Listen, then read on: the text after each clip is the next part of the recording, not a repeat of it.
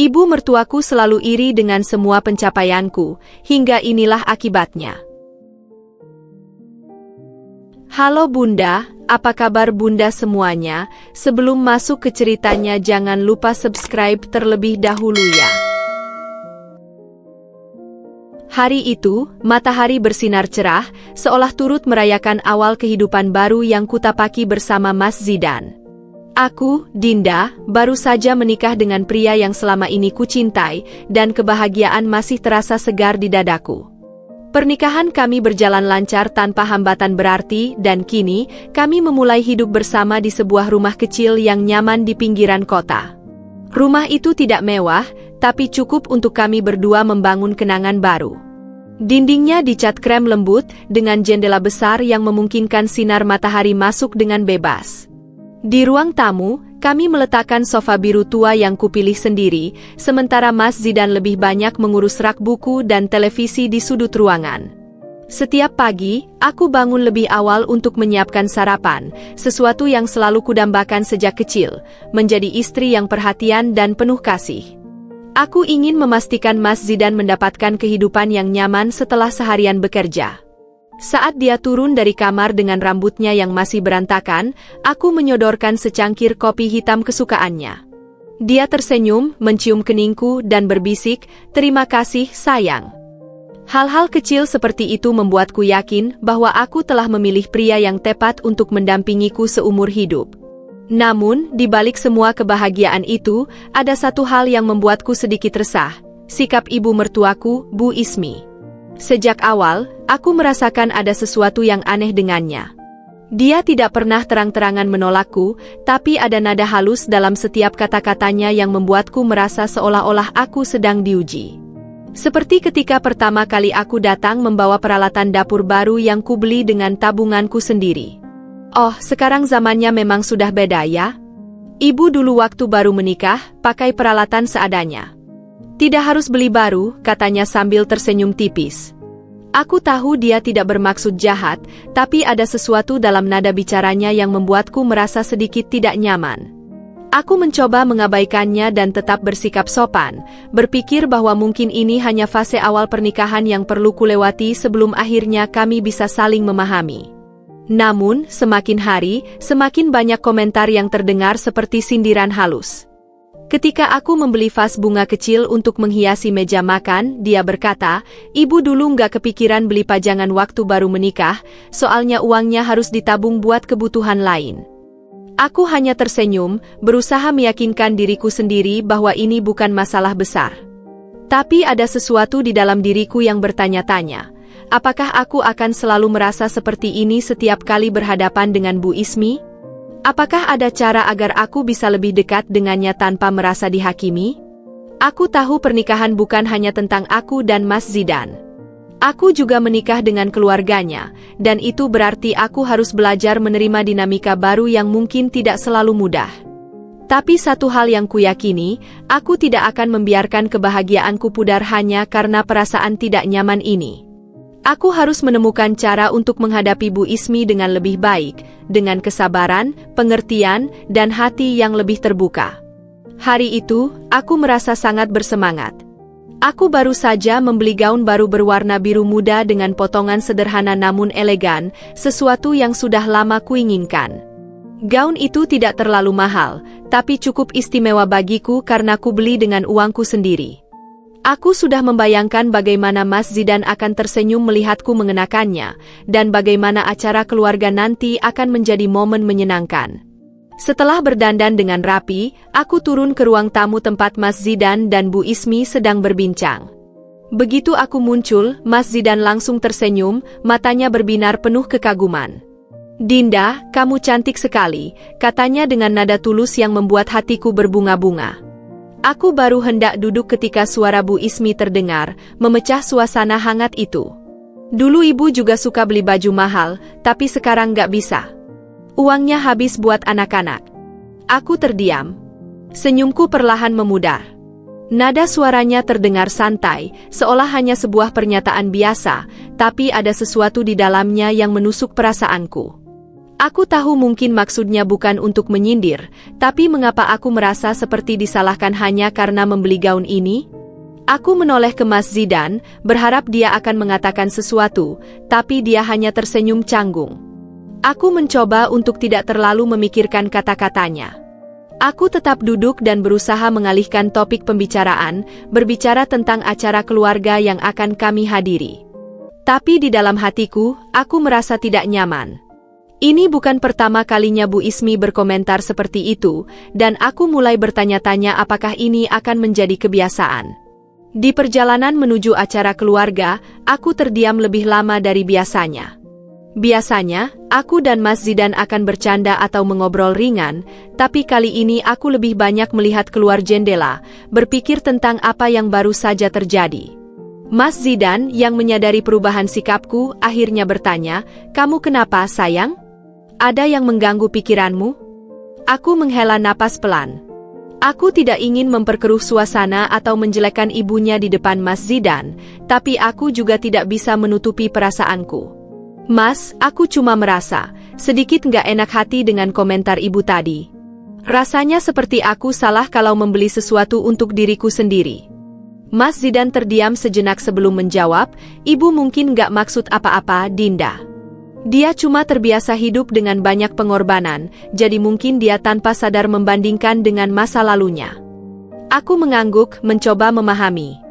Tapi tetap saja, kata-kata itu meninggalkan bekas di hatiku. Aku mulai bertanya-tanya, apakah aku harus selalu menyesuaikan diri dengan cara berpikir Bu Ismi? Apakah aku harus merasa bersalah setiap kali membeli sesuatu untuk diriku sendiri? Sesampainya di acara keluarga, aku berusaha untuk tetap tersenyum dan bersikap biasa. Tapi di dalam hatiku, aku tahu ini bukan akhir dari komentar-komentar Bu Ismi. Aku hanya berharap aku bisa menemukan cara untuk menghadapinya tanpa harus kehilangan kebahagiaan yang baru saja kurasakan dalam pernikahan ini. Sejak kecil, aku selalu menyukai perhiasan. Bukan karena nilai materinya, tapi lebih kepada kenangan yang melekat pada setiap benda berharga itu. Salah satu yang paling kusayangi adalah kalung emas pemberian orang tuaku saat pernikahan. Kalung itu bukan sekadar perhiasan bagiku, melainkan simbol cinta dan restu dari mereka. Setiap kali memakainya, aku merasa dekat dengan mereka, meskipun kini aku telah membangun rumah tangga sendiri bersama Mas Zidan. Aku ingat hari pertama aku mengenakan kalung itu di rumah setelah menikah. Aku baru saja selesai berdandan ketika melihat pantulan diriku di cermin. Kalung emas itu berkilau lembut di leherku, sederhana namun elegan. Aku tersenyum puas, lalu melangkah keluar kamar dengan penuh percaya diri. Saat aku turun ke ruang tamu, Mas Zidan menatapku dan berkata, "Kalung itu cocok banget buat kamu, sayang." Aku tersipu, merasa senang karena dia menyadari perhiasan kecil yang kupakai. Namun, kebahagiaan itu hanya bertahan sebentar. Saat aku berjalan ke dapur untuk menyiapkan teh, Bu Ismi yang sedang duduk di meja makan langsung mengarahkan pandangannya padaku. Aku bisa merasakan matanya menelusuri kalung yang melingkar di leherku, sebelum akhirnya dia berkata dengan nada datar, "Dulu ibu juga punya kalung seperti itu, tapi terpaksa dijual buat biaya sekolah Zidan." Aku terdiam sejenak, berusaha memahami maksud di balik ucapannya. Apakah itu hanya pernyataan biasa? Atau ada makna tersembunyi yang ingin disampaikannya? Aku menelan ludah dan mencoba tersenyum, meskipun dalam hati ada perasaan tidak nyaman yang mulai tumbuh. "Oh, iya Bu." Jawabku singkat, mencoba mencari kata-kata yang tepat. Bu Ismi mengangguk, lalu melanjutkan dengan nada yang lebih lirih, "Iya, dulu ibu punya kalung emas dari almarhum suami ibu. Tapi, namanya juga hidup ya. Kadang kita harus mengorbankan sesuatu demi anak-anak." Aku tahu dia sedang berbicara tentang masa lalunya, tentang pengorbanan yang telah dia lakukan demi Mas Zidan. Aku menghormati itu, sungguh. Tapi mengapa rasanya seperti aku sedang dihakimi hanya karena aku masih memiliki perhiasanku sendiri? Aku mulai bertanya-tanya, apakah baginya aku terlihat seperti seseorang yang hidup terlalu nyaman, tanpa pernah merasakan kesulitan seperti yang dia alami? Setelah percakapan itu, aku mulai merasa canggung setiap kali ingin memakai kalung itu di rumah. Aku takut jika mengenakannya lagi, Bu Ismi akan kembali mengeluarkan komentar yang membuatku merasa bersalah. Aku mulai bertanya-tanya, apakah aku salah jika memiliki sesuatu yang berharga bagiku? Apakah aku harus selalu menyesuaikan diri dengan masa lalu Bu Ismi agar tidak terlihat mencolok? Beberapa hari kemudian, aku sengaja tidak memakai kalung itu saat berada di rumah. Namun, saat aku dan Mas Zidan akan menghadiri acara keluarga besar, aku kembali memakainya. Aku merasa itu adalah kesempatan yang tepat untuk mengenakan sesuatu yang spesial. Aku mulai bertanya-tanya, apakah ini hanya awal dari banyak perdebatan kecil lainnya? Jika perhiasan sederhana saja bisa menjadi bahan komentar, bagaimana dengan hal-hal lain yang mungkin lebih besar? Aku hanya bisa berharap bahwa suatu hari nanti, aku dan Bu Ismi bisa saling memahami tanpa harus merasa tersaingi satu sama lain. Malam itu, aku dan Mas Zidan baru saja selesai makan malam. Aku sedang mencuci piring di dapur ketika terdengar suara Bu Ismi memanggilnya dari ruang tamu. Aku melirik ke arah mereka dari kejauhan, melihat Mas Zidan duduk di sofa sementara Bu Ismi menatapnya dengan ekspresi yang sulit diartikan. "Ibu kangen, nak," suara Bu Ismi terdengar pelan tapi penuh tekanan. "Dulu, sebelum kamu menikah, kita sering jalan-jalan bareng, sering makan di luar, sering ngobrol di kamar. Sekarang, kamu selalu sibuk sama istrimu." Tanganku yang sedang membilas piring tiba-tiba berhenti. Aku tidak ingin mendengar pembicaraan mereka, tapi aku tidak bisa mengabaikan perasaan tidak nyaman yang mulai merayap ke dalam dadaku. Aku menelan ludah, mencoba berpura-pura fokus pada pekerjaanku, tapi kata-kata Bu Ismi terus bergema di kepalaku. Aku mendengar Mas Zidan menghela napas. "Ibu, aku tetap sayang sama ibu kok. Cuma sekarang aku juga punya tanggung jawab sama Dinda. Aku harus membagi waktu." "Tanggung jawab? Apa menikah bikin kamu harus jauh dari ibu?" Suara Bu Ismi terdengar sedikit bergetar, seolah dia menahan sesuatu di dalam hatinya. "Ibu nggak bilang kamu harus ninggalin istrimu. Ibu cuma merasa kamu berubah. Ibu ini sendirian di rumah, Zidan. Dulu, meskipun kamu kerja, kamu selalu nyempetin waktu buat ibu." Aku bisa merasakan betapa sulitnya posisi Mas Zidan saat itu. Di satu sisi, dia ingin membuat ibunya bahagia. Tapi di sisi lain, dia juga harus menjalani kehidupan rumah tangga yang baru kami bangun. Aku tahu dia mencintaiku, tapi aku juga tahu bahwa rasa baktinya kepada ibunya tidak pernah pudar. Aku mendengar Mas Zidan berbicara lagi, suaranya lembut, berusaha menenangkan. "Ibu, aku nggak berubah. Aku masih anak ibu yang sama. Tapi sekarang aku juga punya istri yang harus kujaga. Itu bukan berarti aku nggak sayang sama ibu. Cuma sekarang aku harus bisa menyeimbangkan semuanya." Aku berusaha memahami perasaan Bu Ismi. Aku tahu dia sudah lama hidup hanya dengan Mas Zidan setelah suaminya meninggalkan mereka. Aku bisa membayangkan betapa besar rasa kehilangan yang dia rasakan sekarang, seolah-olah aku datang dan merebut anak satu-satunya darinya. Tapi apakah itu adil?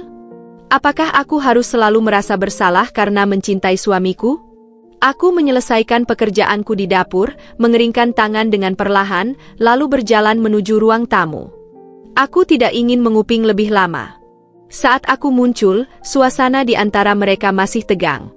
Mas Zidan menoleh ke arahku, seolah meminta pertolongan tanpa kata-kata. Aku mencoba tersenyum, lalu berkata, "Bu, kalau ibu mau, kita bisa jalan-jalan bertiga akhir pekan ini. Mungkin makan di luar seperti dulu." Bu Ismi menatapku dengan ekspresi yang sulit diartikan. Seolah dia ingin mengatakan sesuatu tapi menahannya. Lalu, akhirnya dia hanya mengangguk pelan. "Iya, mungkin itu ide yang bagus." Aku bisa melihat Mas Zidan menghela napas lega. Aku tahu ini bukan solusi yang benar-benar menyelesaikan masalah, tapi setidaknya, untuk malam ini, ketegangan sedikit mereda. Namun, jauh di dalam hatiku, aku sadar bahwa konflik ini belum benar-benar berakhir. Aku mulai menyadari bahwa posisi Mas Zidan tidaklah mudah. Dia harus berdiri di antara dua wanita yang sama-sama menginginkannya, dengan cara yang berbeda. Aku menginginkannya sebagai suami yang penuh perhatian, dan ibunya menginginkannya sebagai anak yang tetap berada di sisinya seperti dulu. Malam itu, saat kami masuk ke kamar, Mas Zidan terlihat lelah. Dia duduk di tepi ranjang, mengusap wajahnya sebelum akhirnya menoleh padaku. Dinda, aku nggak tahu harus gimana. Aku nggak mau ibu merasa ditinggalkan, tapi aku juga nggak mau kamu merasa aku lebih memihak dia. Aku mendekat, duduk di sampingnya, lalu menggenggam tangannya erat. Mas, aku nggak akan memaksamu memilih. Aku cuma ingin kita mencari keseimbangan. Aku ngerti kalau ibu masih butuh perhatian Mas, dan aku akan berusaha untuk nggak terlalu egois. Dia menatapku penuh syukur, lalu menarikku ke dalam pelukannya. Terima kasih sayang. Tapi aku tahu, ini hanya permulaan dari perjalanan panjang dalam rumah tangga kami. Aku hanya bisa berharap bahwa seiring waktu, Bu Ismi bisa menerima bahwa meskipun Mas Zidan kini adalah suamiku, dia tetaplah anaknya. Dan aku berharap Mas Zidan bisa menemukan cara untuk berdiri di tengah tanpa harus terus merasa terjepit di antara kami berdua. Hari itu, aku merasa sudah cukup bersabar. Sejak menikah dengan Mas Zidan, aku selalu berusaha memahami sikap Bu Ismi yang sering mengomentari hal-hal kecil tentang diriku. Tentang pakaian yang kupakai, barang-barang yang kubeli, bahkan caraku mengurus rumah. Aku mencoba mengabaikan semua itu, berpikir bahwa mungkin dia hanya butuh waktu untuk menerima kehadiranku sebagai bagian dari keluarga. Namun, malam ini, batas kesabaranku akhirnya mencapai titik akhir. Saat aku dan Mas Zidan sedang bersantai di ruang tamu setelah makan malam, Bu Ismi masuk ke dalam ruangan dengan ekspresi yang terlihat tidak senang. Aku sudah bisa menebak bahwa ada sesuatu yang mengganjal di hatinya. Aku menegakkan punggungku, bersiap untuk apapun yang akan dikatakannya kali ini. Dinda, suaranya terdengar tajam, membuat atmosfer ruangan mendadak terasa berat. Kamu ini kalau masak, coba yang lebih sederhana. Jangan terlalu mewah seperti tadi. Kamu pikir kita ini orang kaya? Aku terkejut. Aku hanya memasak ayam bakar dengan beberapa lauk sederhana, sesuatu yang bahkan menurutku bukan makanan mewah. Aku menatapnya, berusaha tetap tenang.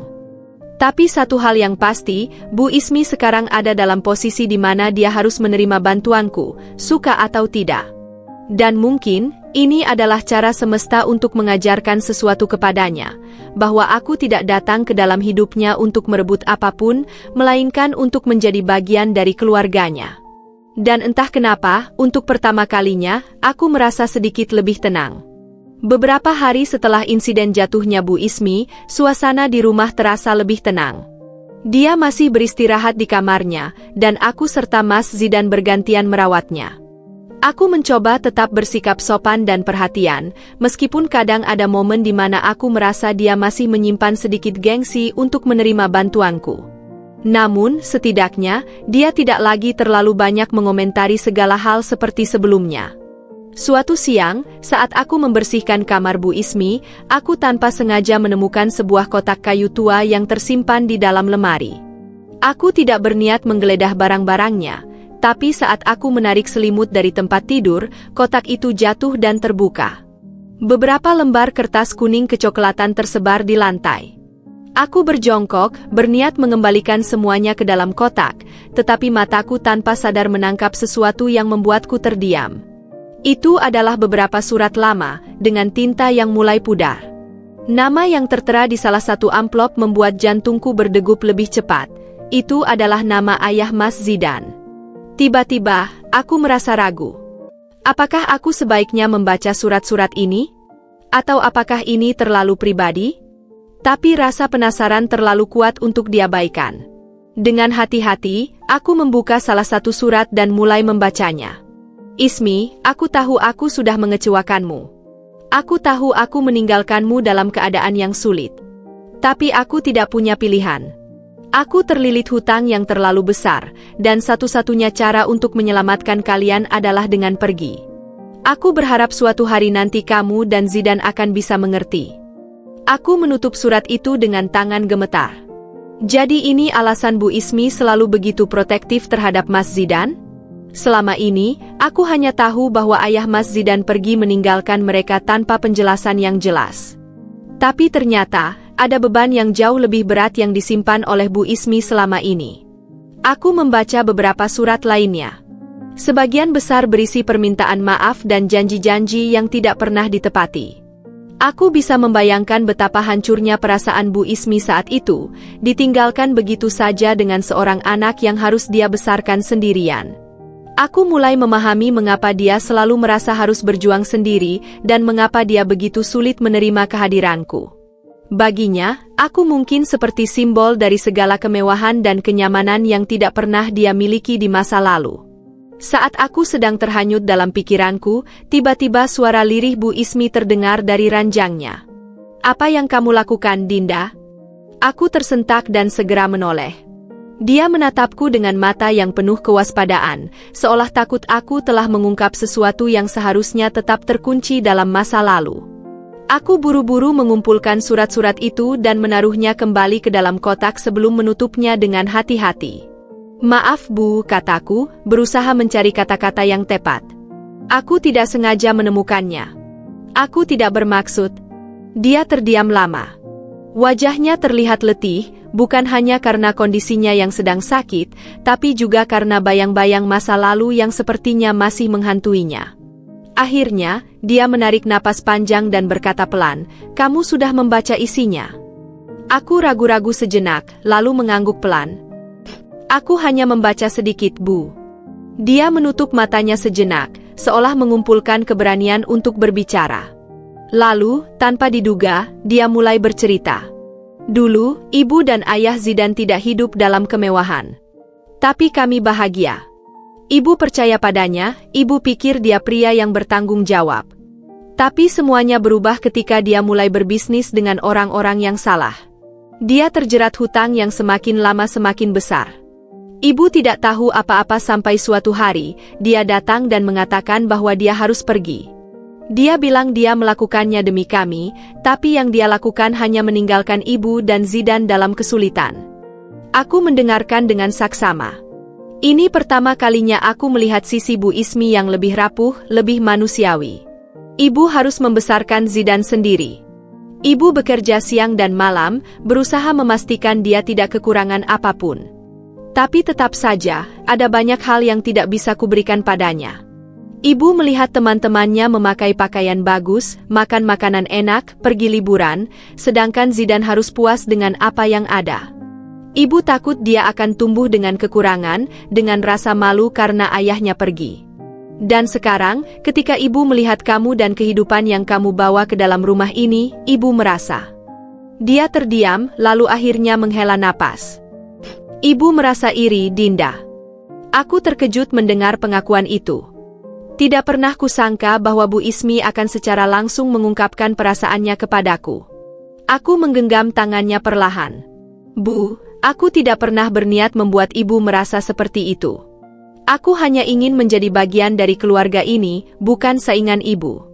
Aku mengerti sekarang, kenapa ibu selalu membandingkan aku dengan masa lalu. Tapi aku bukan musuh, Bu. Aku juga ingin Mas Zidan bahagia, sama seperti ibu." Bu Ismi menatapku lama, dan untuk pertama kalinya, aku melihat air mata menggenang di matanya. Dia menggenggam tanganku balik, meskipun dengan ragu-ragu. "Terima kasih sudah mendengarkan," katanya pelan. Aku tersenyum kecil. Aku tahu, ini belum berarti semua masalah selesai. Tapi setidaknya, aku telah melihat sisi lain dari Bu Ismi, sisi yang selama ini dia sembunyikan di balik sikap keras dan kata-kata tajamnya. Dan mungkin, ini adalah awal dari hubungan yang lebih baik antara aku dan dia. Setelah mengetahui kebenaran tentang masa lalu Bu Ismi, aku merasa ada beban yang terangkat dari pikiranku. Setidaknya, sekarang aku mengerti alasan di balik sikapnya selama ini. Tapi meskipun begitu, aku tahu bahwa hanya memahami saja tidak cukup. Hubungan kami masih terasa canggung. Ada dinding yang masih berdiri di antara kami, dan aku sadar bahwa jika ingin semuanya membaik, aku harus mengambil langkah pertama.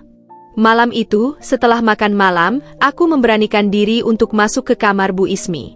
Dia masih beristirahat di ranjangnya, ditemani sebuah novel lama yang tampaknya sudah sering dia baca.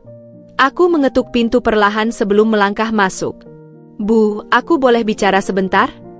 Tanyaku dengan hati-hati. Bu Ismi menoleh, ekspresinya tetap datar, tapi kali ini tidak ada sorot tajam di matanya.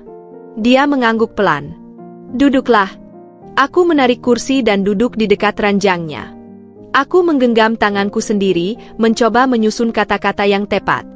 Bu, setelah membaca surat-surat itu, dan setelah mendengar cerita ibu tadi siang, aku jadi lebih mengerti kenapa ibu selalu merasa seperti ini. Dia tidak langsung menjawab, tapi aku bisa melihat matanya sedikit melembut. Aku paham kalau ibu sudah berjuang sendirian selama ini. Aku bisa bayangkan betapa beratnya membesarkan Mas Zidan seorang diri, menghadapi kesulitan tanpa ada yang bisa dijadikan sandaran. Aku mengerti kenapa ibu merasa waspada terhadap aku. Mungkin bagi ibu, aku datang dengan segala hal yang dulu ibu inginkan tapi tidak bisa ibu dapatkan. Aku tidak bisa mengubah masa lalu, Bu, tapi aku ingin kita bisa saling memahami. Bu Ismi menarik napas panjang. Matanya menatap lurus ke depan, seolah sedang mencoba mengatur pikirannya sendiri. Ibu tidak pernah membenci kamu, Dinda, katanya akhirnya. Ibu hanya merasa takut. Takut kehilangan Zidan. Ibu mengorbankan segalanya untuknya dan sekarang, dia lebih banyak menghabiskan waktu denganmu. Ibu tahu ini tidak masuk akal, tapi ibu merasa seperti aku sedang digantikan. Aku tersenyum kecil, meskipun hatiku terasa sedikit sakit mendengar kata-kata itu. Bu, aku tidak pernah ingin menggantikan ibu dalam hidup Mas Zidan. Aku justru ingin menjadi bagian dari keluarga ini. Saya ingin kita bisa saling mendukung, bukan merasa bersaing. Bu Ismi menoleh padaku, sorot matanya lebih lembut dari sebelumnya. Kamu perempuan yang baik, Dinda. Ibu sadar ibu sudah terlalu keras padamu. Dia menghela napas. Ibu hanya tidak tahu bagaimana harus menghadapi perubahan ini. Selama bertahun-tahun, ibu dan Zidan hanya punya satu sama lain. Sekarang, dia punya kamu. Ibu senang untuknya, tapi di saat yang sama, ibu merasa kehilangan. Aku menggenggam tangannya perlahan. Bu, ibu tidak kehilangan Mas Zidan. Dia tetap anak ibu, dan dia tetap menyayangi ibu. Aku juga ingin menyayangi ibu, tapi saya butuh kesempatan untuk itu. Mungkin kita bisa mulai dari awal. Bu Ismi menatapku lama. Lalu, untuk pertama kalinya, dia mengangguk dengan tulus. Ya, mungkin kita bisa. Aku tersenyum lega. Aku tahu ini bukan berarti semua akan langsung berubah dalam semalam. Akan ada momen-momen sulit, akan ada hari-hari di mana mungkin kami masih berselisih paham. Tapi setidaknya, ini adalah langkah awal. Aku bangkit dari kursiku dan merapikan selimutnya. Bu, ibu istirahat ya. Besok aku buatkan teh hangat buat ibu. Bu Ismi mengangguk pelan. Terima kasih, Dinda. Aku keluar dari kamarnya dengan hati yang lebih ringan. Mungkin, perlahan-lahan, kami bisa menemukan cara untuk benar-benar menjadi keluarga. Setelah percakapan malam itu, ada perubahan kecil dalam hubungan antara aku dan Bu Ismi. Meskipun belum sepenuhnya hangat, setidaknya kini dia mulai bersikap lebih terbuka. Tidak ada lagi komentar tajam setiap kali aku mengenakan pakaian baru atau memasak sesuatu di dapur.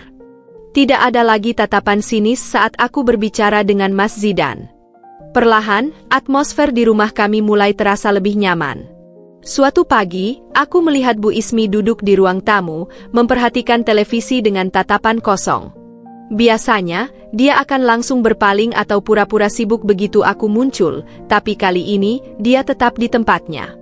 Aku mengambil nafas dalam-dalam, merasa bahwa ini kesempatan yang baik untuk mempererat hubungan kami. Bu, aku buatkan teh hangat ya? Tanyaku sambil tersenyum. Dia menoleh, tampak sedikit terkejut, tapi kemudian mengangguk pelan. Boleh. Aku bergegas ke dapur, menyiapkan teh hangat dengan sedikit madu, sesuatu yang kudengar dari Mas Zidan bahwa ibunya sukai. Ketika aku kembali dan menyerahkan cangkir itu, dia menerimanya dengan tangan yang sedikit ragu. Aku bisa melihat ekspresi wajahnya yang seolah ingin mengucapkan sesuatu, tapi dia menahannya. Ketika dia menyeruput teh itu, aku duduk di sebelahnya, mencoba mencairkan suasana. Dulu ibu sering minum teh seperti ini? Dia menghela napas, lalu mengangguk. Dulu, sebelum hidup jadi sesulit ini, aku sering minum teh sore-sore. Ayah Zidan juga suka teh. Kami biasa duduk di teras, mengobrol sambil menikmati angin sore. Aku bisa merasakan nada nostalgia dalam suaranya. Ini pertama kalinya dia berbicara tentang masa lalunya tanpa ada nada pahit atau kemarahan. Aku memutuskan untuk tidak menyela, membiarkannya berbagi kenangan dengan caranya sendiri. Setelah dia pergi, aku tidak punya banyak waktu untuk menikmati hal-hal kecil seperti ini. Hidup terasa terlalu berat. Setiap hari hanya memikirkan bagaimana cara bertahan, bagaimana cara memastikan Zidane tetap mendapatkan yang terbaik. Dia terdiam sejenak, lalu menatapku. Dan sekarang, kamu datang, membawa sesuatu yang dulu pernah kumiliki, tapi sudah lama hilang. Aku tersenyum, meskipun aku bisa merasakan beban emosional di balik kata-katanya. Bu, mungkin kita bisa mulai menikmati hal-hal kecil ini lagi. Tidak ada salahnya kan? Dia tidak langsung menjawab, tapi aku bisa melihat ekspresi wajahnya melembut. Sejak hari itu, hubungan kami perlahan mulai berubah. Aku mulai melibatkan Bu Ismi dalam berbagai hal, tidak hanya sekadar merawatnya, tapi juga mengajaknya berbicara dan berdiskusi tentang banyak hal. Aku mulai meminta pendapatnya saat memasak, menanyakan resep-resep lama yang mungkin dia sukai. Kadang, aku sengaja meminta bantuannya dalam memilih sesuatu untuk rumah, hanya agar dia merasa masih memiliki peran di dalamnya. Aku bisa melihat bahwa ini membuatnya merasa lebih dihargai. Wajahnya mulai lebih sering menampakkan ekspresi lembut daripada ketegangan yang selama ini selalu ada. Terkadang, dia bahkan mengajakku mengobrol tanpa harus kumulai lebih dulu. Mas Zidane, tentu saja, menyadari perubahan ini. Suatu malam, ketika kami berdua sudah bersiap tidur, dia menatapku dengan senyum penuh syukur. Terima kasih ya, Dinda. Aku bisa lihat ibu mulai berubah. Aku tahu, ini semua karena kamu yang berusaha. Aku menggenggam tangannya, tersenyum kecil. Aku cuma ingin kita bisa hidup lebih tenang, Mas. Ibu mungkin sulit, tapi dia bukan orang jahat. Dia hanya terlalu lama berjuang sendirian. Mas Zidane mengangguk, lalu menarikku ke dalam pelukannya. Aku bangga sama kamu. Namun, meskipun hubungan dengan Bu Ismi mulai membaik, aku sadar bahwa ini bukanlah akhir dari tantangan. Ada saat-saat di mana kebiasaan lamanya masih muncul, di mana dia masih merasa perlu memberi komentar tajam atau merasa kurang dihargai. Aku berusaha menghadapinya dengan sabar, memahami bahwa perubahan tidak bisa terjadi dalam semalam. Tapi setidaknya, sekarang ada harapan. Ada jembatan yang mulai terbentuk antara kami. Dan aku yakin, dengan waktu dan kesabaran, hubungan kami bisa menjadi lebih baik lagi. Ketika hubungan antara aku dan Bu Ismi mulai membaik, aku berpikir bahwa keadaan akan menjadi lebih tenang. Namun, kedamaian itu tidak bertahan lama. Suatu hari, Mas Zidane memberitahu bahwa adiknya, Rina, akan datang berkunjung dan mungkin tinggal selama beberapa hari. Dinda, Rina mau mampir ke sini. Dia katanya kangen ibu, ujar Mas Zidane saat kami sedang duduk santai di ruang tamu. Aku mengangguk, berusaha tetap positif. Bagus, biar ibu ada teman ngobrol. Mas Zidane tersenyum, tapi aku bisa melihat ada sedikit keraguan di wajahnya. Ya, semoga dia nggak terlalu banyak bikin keributan. Aku baru benar-benar mengerti maksudnya ketika akhirnya Rina tiba. Begitu memasuki rumah, dia langsung berlari memeluk Bu Ismi dengan dramatis. Ibu, aku kangen banget sama ibu. Katanya dengan suara yang agak berlebihan. Bu Ismi tersenyum lebar, matanya berbinar melihat putri kesayangannya. Ibu juga kangen Rina. Kamu kenapa baru datang sekarang? Aku sibuk Bu, jawab Rina santai, lalu matanya langsung beralih ke arahku. Oh Kak Dinda. Apa kabar? Nada suaranya terdengar ramah, tapi ada sesuatu di sorot matanya yang membuatku sedikit waspada. Baik Rina. Kamu sendiri? Aku baik. Wah, rumah ini jadi beda ya sejak Kak Dinda di sini. Rina tertawa kecil, lalu berjalan mengitari ruang tamu. Dulu nggak ada hiasan-hiasan kayak gini. Kak Dinda yang beli semua ini ya? Aku tersenyum, mencoba menanggapi dengan santai. Iya, aku dan Mas Zidane menata ulang beberapa bagian rumah biar lebih nyaman.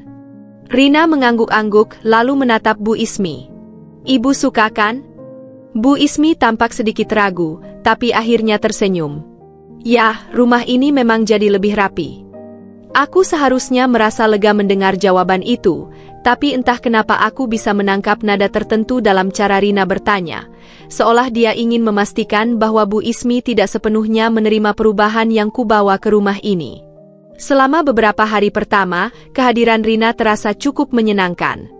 Dia membawa energi baru ke dalam rumah, dan Bu Ismi jelas terlihat lebih bahagia dengan kehadiran putrinya. Tapi lambat laun, aku mulai merasakan sesuatu yang mengganggu. Rina sering mengamati caraku melakukan sesuatu, seolah-olah sedang mencari celah untuk mengkritik. Jika aku memasak sesuatu untuk makan malam, dia akan mencicipinya lalu berkata, enak sih, tapi ibu pasti lebih suka masakan yang dulu sering aku buat." Atau saat aku memakai pakaian yang lebih rapi, dia akan melirik dan berkata dengan nada bercanda, "Wah, Kak Dinda selalu tampil cantik ya. Dulu Kak Zidan gak pernah lihat yang kayak gini di rumah." Mungkin bagi orang lain, komentar-komentar itu terdengar biasa saja, tapi aku bisa merasakan bahwa ada sesuatu di baliknya. Seolah-olah dia ingin mengingatkan semua orang bahwa aku adalah orang luar di keluarga ini. Suatu sore, saat aku sedang menyapu halaman, aku mendengar Rina berbicara dengan Bu Ismi di ruang tamu. Aku tidak berniat menguping, tapi suaranya cukup keras untuk kudengar. "Bu, Kak Dinda tuh kayaknya suka beli barang mahal ya?" kata Rina dengan nada yang terdengar ringan, tapi aku tahu maksudnya. Bu Ismi terdiam sesaat sebelum menjawab, "Ya, Dinda memang suka kerapihan dan keindahan. Tapi dia juga perhatian Rina." Rina mendengus kecil. "Iya sih. Tapi Kak Zidan dulu nggak pernah boros begini. Dulu kita hidup sederhana kan, Bu?" Aku merasa dadaku sedikit sesak. Jadi itu yang Rina pikirkan tentangku? Aku dianggap sebagai orang yang mengubah kebiasaan hidup Mas Zidan? Aku berusaha menenangkan diri, tapi aku tahu bahwa kehadiran Rina membawa tantangan baru. Jika dulu aku harus menghadapi Bu Ismi yang sulit menerima keberadaanku, kini aku harus berhadapan dengan Rina yang tampaknya merasa aku telah merebut keluarganya. Aku mencoba tetap bersikap baik dan ramah padanya, tapi aku tahu konflik hanya tinggal menunggu waktu untuk benar-benar meledak. Aku selalu berusaha bersabar dengan sikap Rina. Meskipun sering merasa tersindir dengan ucapannya, aku memilih untuk mengabaikannya, berharap bahwa dia akan berhenti dengan sendirinya. Namun, ada batasnya kesabaran seseorang. Dan batas itu akhirnya pecah saat aku menemukan bahwa Rina dan Bu Ismi telah mengambil perhiasanku tanpa izin. Hari itu, aku baru saja selesai mandi ketika aku membuka kotak perhiasanku di dalam kamar. Aku berniat memakai kalung emas pemberian orang tuaku, kalung yang sangat berarti bagiku. Tapi saat membuka kotaknya, aku mendapati kalung itu tidak ada. Aku mengerutkan kening, mencoba mengingat apakah aku pernah memindahkannya. Namun, aku yakin betul bahwa aku selalu menyimpannya di sana. Jantungku mulai berdegup lebih cepat. Aku segera memeriksa laci-laci lain, berpikir bahwa mungkin aku lupa meletakkannya. Tapi setelah beberapa menit mencari, aku sadar, kalung itu benar-benar hilang. Dengan perasaan gelisah, aku keluar kamar dan berjalan menuju ruang tamu, di mana Rina dan Bu Ismi sedang duduk sambil mengobrol. Aku mencoba menahan amarahku, tapi suaraku tetap terdengar tajam saat aku bertanya, "Bu Rina, apakah ada yang melihat kalung emas saya?" Bu Ismi menoleh dengan ekspresi datar. "Kalung yang mana?" "Kalung emas pemberian orang tuaku, Bu," jawabku, suaraku sedikit bergetar. "Aku selalu menyimpannya di kotak perhiasan di kamar, tapi sekarang hilang." Rina, yang sejak tadi diam, tiba-tiba tersenyum kecil. "Oh, kalung itu? Aku pinjam sebentar kah? Aku cuma mau coba-coba aja kok." Darahku langsung naik ke kepala. "Pinjam?" tanyaku dengan nada tak percaya. "Rina, itu barang pribadiku. Kenapa kamu mengambilnya tanpa izin?" Rina mengangkat bahunya dengan santai. "Ya ampun Kak Dinda, nggak usah berlebihan. Aku kan cuma pinjam sebentar. Toh nggak hilang juga kan?" Aku mengepalkan tangan, mencoba mengendalikan amarahku. "Bukan masalah hilang atau tidak Rina. Ini tentang rasa hormat. Kamu tidak bisa seenaknya mengambil barang orang tanpa izin." Bu Ismi, yang sejak tadi diam, akhirnya angkat bicara. "Dinda, kamu ini kenapa sih? Rina cuma coba-coba sebentar. Nggak perlu membesar-besarkan masalah." Aku menoleh ke arah Bu Ismi, tidak percaya dengan apa yang baru saja ku dengar. Bu, ini bukan soal membesar-besarkan masalah. Ini soal prinsip. Bagaimana kalau saya mengambil barang ibu tanpa izin? Apakah ibu akan diam saja? Bu Ismi terdiam sesaat, tapi kemudian menggelengkan kepala. Kamu ini terlalu perhitungan, Dinda. Rina itu adik iparmu. Harusnya kamu lebih longgar sedikit. Aku tidak bisa menahan emosi lagi. Longgar? Jadi menurut ibu, wajar kalau seseorang mengambil barang orang lain tanpa izin? Kalau memang begitu, kenapa aku harus repot-repot menjaga barang-barangku di rumah ini? Wajah Bu Ismi berubah masam. Jangan bicara seperti itu, Dinda. Kamu jadi istri Zidan belum lama, tapi sudah bertingkah seolah semua yang ada di rumah ini milikmu sendiri. Aku terhenyak. Kata-kata Bu Ismi benar-benar menyakitkan. Aku merasa seperti orang asing di rumah ini, padahal aku sudah berusaha keras untuk diterima. Rina tertawa kecil. Lihat, Bu. Aku bilang juga apa. Kak Dinda memang gak bisa berbagi. Aku berbalik menatap Rina dengan tajam. Ini bukan soal berbagi, Rina. Ini soal menghormati batasan orang lain. Kalau kamu ingin sesuatu, setidaknya minta izin dulu. Jangan main ambil begitu saja. Saat suasana semakin memanas, Mas Zidan tiba-tiba muncul dari pintu depan. Dia baru pulang kerja dan tampak terkejut melihat kami bertiga terlibat dalam pertengkaran. Ada apa ini?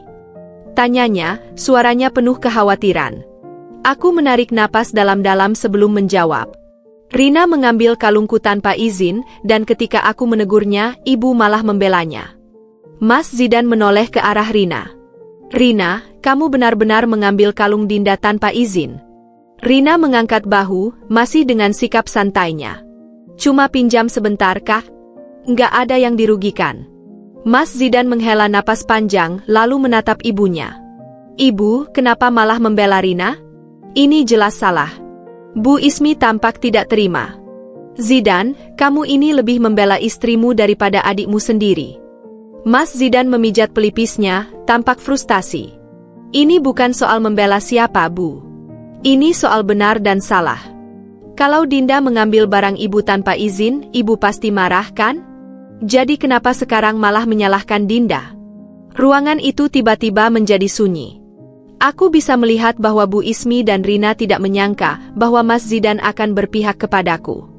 Aku mengambil napas dalam-dalam, lalu berkata dengan suara lebih tenang tapi tetap tegas. Aku tidak pernah ingin konflik seperti ini terjadi. Aku hanya ingin dihormati sebagai bagian dari keluarga ini. Tapi kalau aku terus dianggap sebagai orang luar, lalu untuk apa semua usaha yang sudah kulakukan? Bu Ismi tidak menjawab. Rina hanya melipat tangan di dadanya, wajahnya masih menunjukkan ketidaksenangan. Mas Zidan menggelengkan kepala. Kita nggak bisa terus-terusan begini.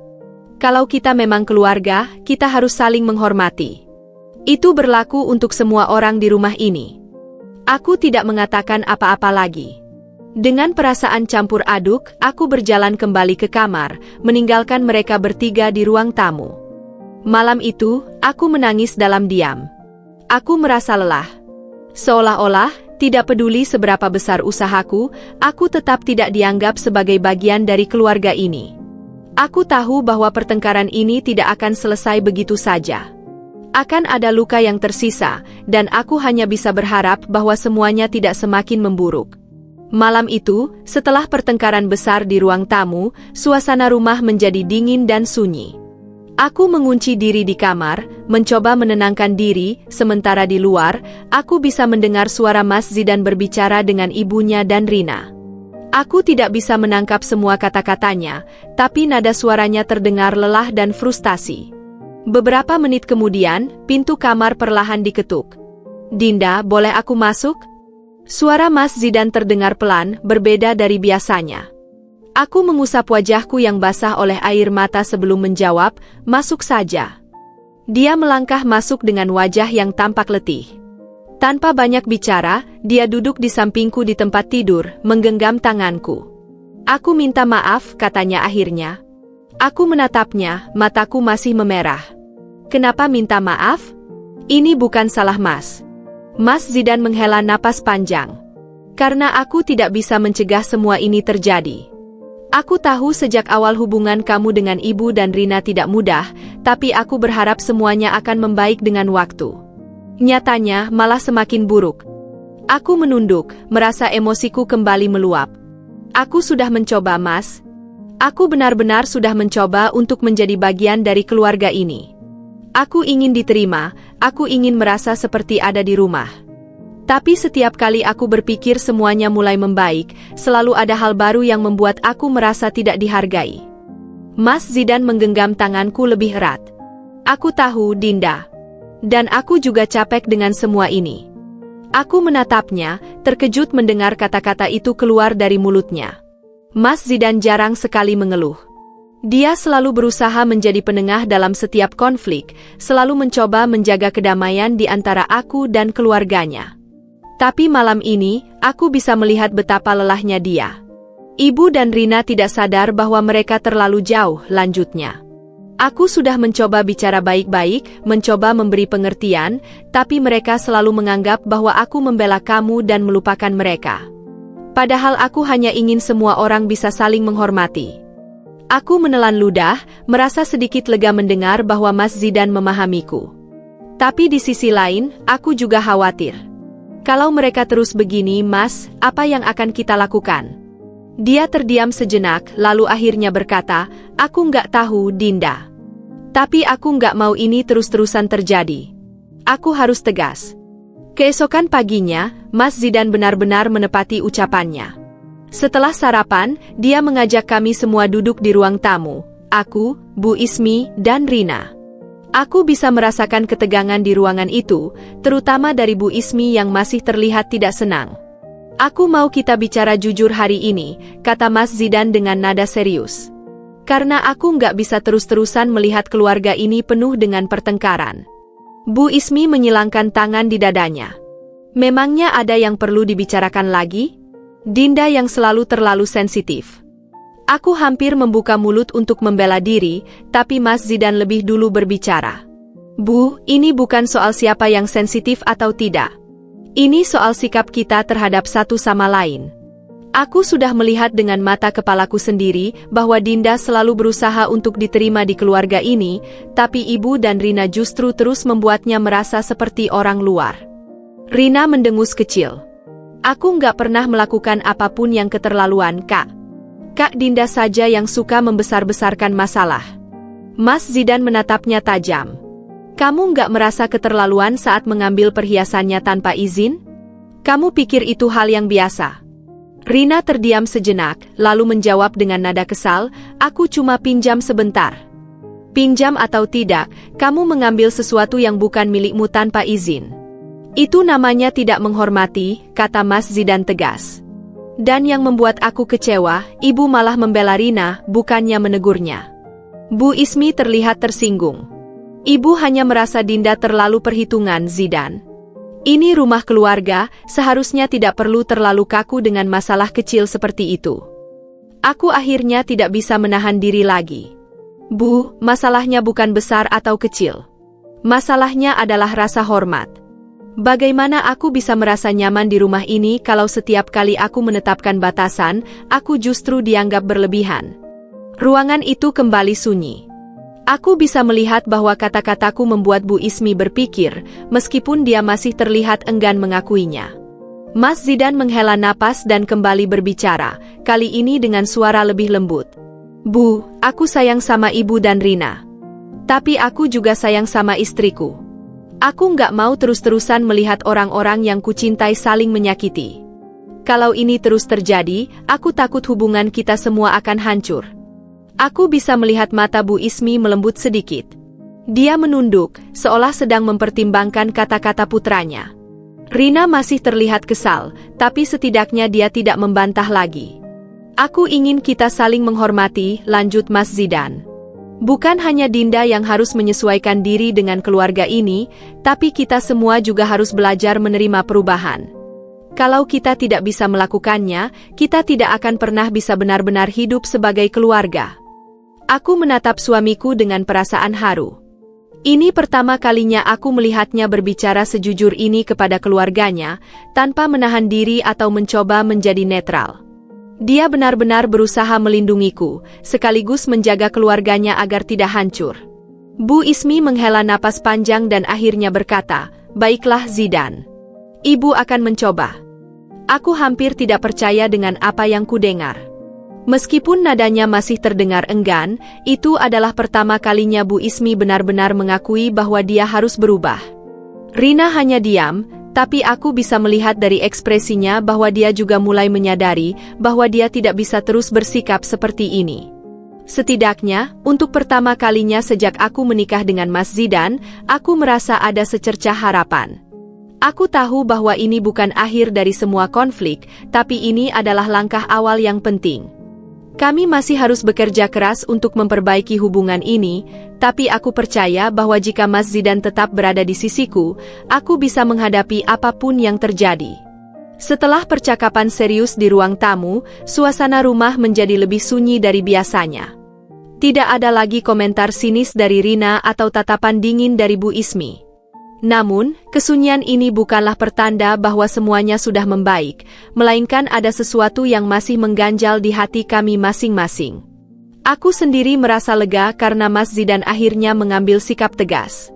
Namun, di dalam hatiku, aku tahu bahwa perasaan sakit hati yang sudah tertanam tidak bisa hilang begitu saja dalam semalam. Aku masih takut bahwa ini semua hanya akan sementara, bahwa pada akhirnya, Bu Ismi dan Rina akan kembali ke sikap mereka yang lama. Aku tidak ingin terlalu berharap, tetapi aku juga tidak bisa terus hidup dalam ketegangan seperti ini. Malam itu, aku duduk di kamar dengan Mas Zidan. Dia sibuk membaca sesuatu di ponselnya, tapi aku tahu pikirannya masih terbebani oleh percakapan tadi pagi. Aku akhirnya membuka suara. "Mas," panggilku pelan. Dia menoleh dan tersenyum tipis. "Iya, sayang?" Aku menggigit bibirku, ragu sejenak sebelum melanjutkan. "Menurut Mas, Ibu dan Rina benar-benar akan berubah." Mas Zidan terdiam beberapa saat, lalu meletakkan ponselnya dan beralih menatapku dengan serius. "Aku tidak tahu, Dinda. Tapi setidaknya, Ibu sudah mulai menyadari bahwa selama ini ada yang salah dengan sikapnya. Itu sudah langkah pertama yang baik." Aku menghela napas. "Aku ingin percaya, Mas. Tapi aku juga takut. Aku sudah terlalu sering kecewa." Dia meraih tanganku dan menggenggamnya erat. "Aku tahu. Aku juga. Tapi aku ingin kita berusaha satu kali lagi. Kalau mereka benar-benar ingin memperbaiki hubungan ini, kita juga harus memberi mereka kesempatan." Aku mengangguk pelan, meskipun dalam hati masih ada sedikit keraguan.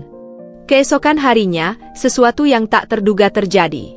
Saat aku sedang di dapur menyiapkan sarapan, Bu Ismi tiba-tiba masuk. Biasanya, dia hanya datang untuk memeriksa apakah aku memasak dengan benar atau untuk mengomentari pilihanku dalam mengatur dapur. Tapi kali ini, dia berdiri di ambang pintu tanpa mengatakan apa-apa.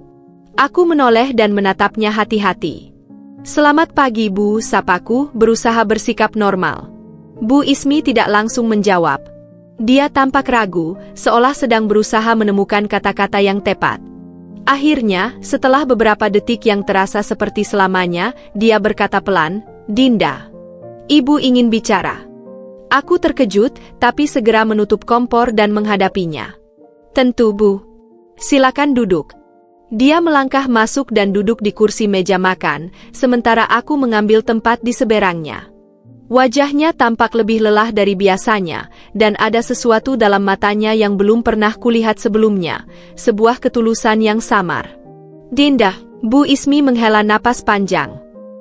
"Ibu sadar, Ibu sudah banyak menyulitkanmu sejak kamu menikah dengan Zidan." Aku tidak langsung menjawab, membiarkan dia melanjutkan. "Ibu tidak pernah benar-benar menerima kehadiranmu," lanjutnya. "Bukan karena Ibu tidak suka padamu, tapi karena Ibu merasa Ibu kehilangan putraku." Aku menatapnya dengan kaget. "Kehilangan?" Dia mengangguk pelan. "Zidan adalah anak sulungku. Sejak kecil, dia selalu menjadi tempatku bersandar. Ibu mengandalkan dia untuk banyak hal, terutama setelah ayahnya pergi. Ketika dia menikah denganmu, ibu merasa seperti kehilangan seseorang yang selama ini menjadi tulang punggungku. Ibu merasa ditinggalkan. Aku terdiam. Untuk pertama kalinya, aku mulai melihat Bu Ismi dari sudut pandang yang berbeda. Aku tahu bahwa dia adalah seorang ibu yang kuat dan tegas, tapi aku tidak pernah benar-benar memahami betapa dalamnya ketergantungannya pada Mas Zidan. Ibu tahu itu bukan alasan untuk bersikap buruk padamu, lanjutnya. Tapi ibu tidak tahu bagaimana cara menghadapi perasaan itu. Jadi ibu melampiaskannya dengan cara yang salah, dengan mengkritikmu, membandingkanmu, membuatmu merasa tidak nyaman di rumah ini. Ibu ingin minta maaf, Dinda, katanya akhirnya. Ibu tahu ibu telah menyakitimu. Ibu tahu ibu lagi-lagi membuatmu merasa tidak diterima. Tapi ibu tidak ingin kita terus seperti ini. Ibu ingin mencoba berubah. Air mataku hampir jatuh, tapi aku menahannya. Aku tahu kata-kata ini pasti tidak mudah untuk keluar dari mulut Bu Ismi.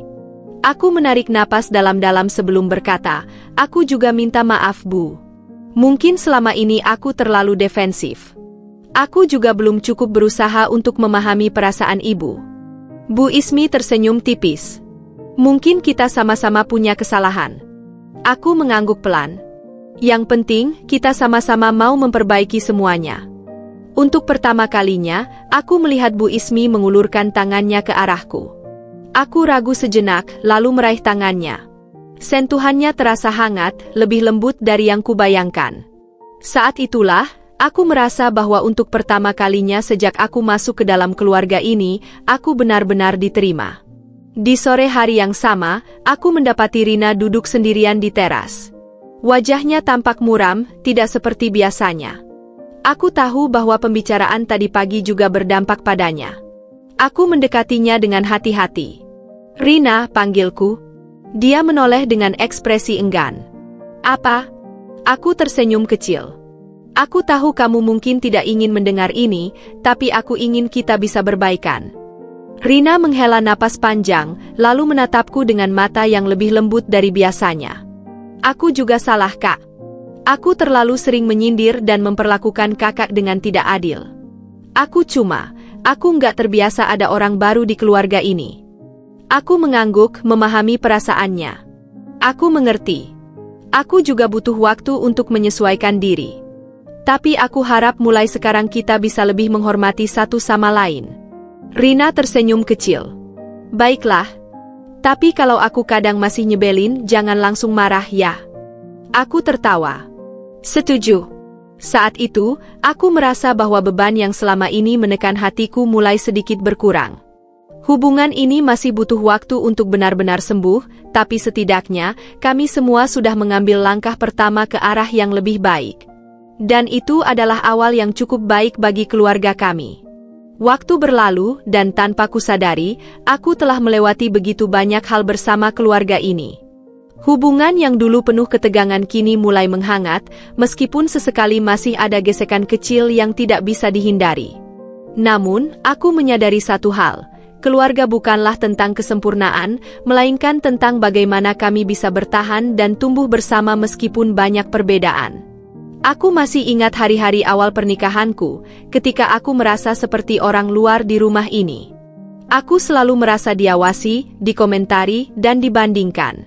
Setiap perkataan Bu Ismi terasa seperti kritik yang menusuk, dan Rina pun tak henti-hentinya membuatku merasa tidak cukup baik. Aku bahkan sempat berpikir bahwa kebahagiaanku hanya akan berakhir di batas pelaminan, bahwa pernikahan ini hanyalah awal dari serangkaian kekecewaan. Tapi kini, aku melihat segalanya dari sudut pandang yang berbeda. Aku memahami bahwa rasa iri dan ketidaknyamanan yang muncul dari Bu Ismi bukanlah karena dia membenciku, tetapi karena dia takut kehilangan anaknya.